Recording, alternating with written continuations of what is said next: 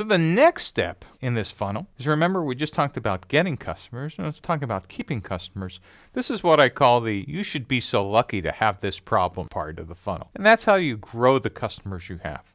If you're thinking about growing customers, and nothing magic, you've now sold these customers way back here under purchase. And you've kept them around with loyalty programs and product updates.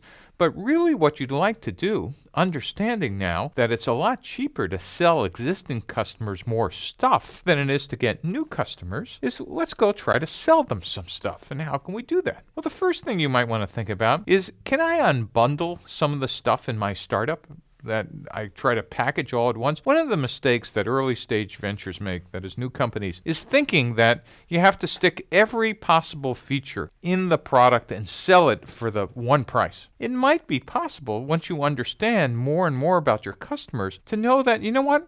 Most people just kind of want the base product. Or you might have a freemium strategy, which just says, I'll give them the base product for free, but really understanding that what they're going to want, some percentage, is these other things. Unbundling is just a fancy word for saying, can I somehow decompose the product into separate pieces, giving some for free, or if you're lucky, charging for every one of them. I used to do this all the time to actually increase the average selling price by unbundling the product. The next thing to think about is, can I upsell the product? A retailer in the United States called Sears had a line of tools that they sold to people who made things, and their product line always had 3 types of products: good, better, and best. And what they would try to get you to do is get you into the store looking at the price of the good product, but then when you got there you said, well, I deserve better, and then someday I could aspire to the best.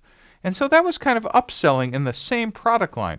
And in fact, in the United States, from the 1920s to the 1960s, the master of upselling was General Motors. When they had separate brands, each at a fixed price point. You started buying a car with a Chevrolet, then you moved up to a Buick, then a Pontiac, then a Oldsmobile, then eventually you could aspire to a Cadillac. And these were all kind of upselling based on aspirations. And the quality and features of the products increased as well. You might want to think about creating an upsell strategy. Cross-sell, well, that's also kind of simple. Gee, if you're buying one product, are there any accessories or companion products that you ought to just figure out to make sure that your customers are aware of? Or on the pricing page or on a price list, say, gee, when you buy this product, we'll give you a 20% discount off of this other one, which most consumers would realize, ooh, I'd like to have that too. And so thinking about what adjacent products, what products next to the one you're already selling customers can buy, is a cross-selling strategy. Finally, the last piece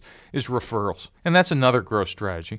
And referrals basically generates this outer viral loop. Remember what we were trying to do in the initial purchase, or get your new customers to start telling their friends about your products? You want to do the same thing after you've had those customers for a while. Maybe now you want to give them discounts on future purchases. You want to say, thank you for doing this. By the way, $100 off or $5 off of the next purchase. When you bring in the next new customers, banks now think that's a popular strategy. And this referral program just helps your customers, hopefully who are satisfied, sell more of your product for you. And so that's get, keep, and now grow customers. By the way, this grow funnel, just like in get customers, there's nothing magic about cross-sell, upsell, and unbundling. There might be other strategies that your company and your startup might want to stick into this funnel as well. We put this up as kind of a canonical model because most companies tend to use these types of techniques, but it really depends on what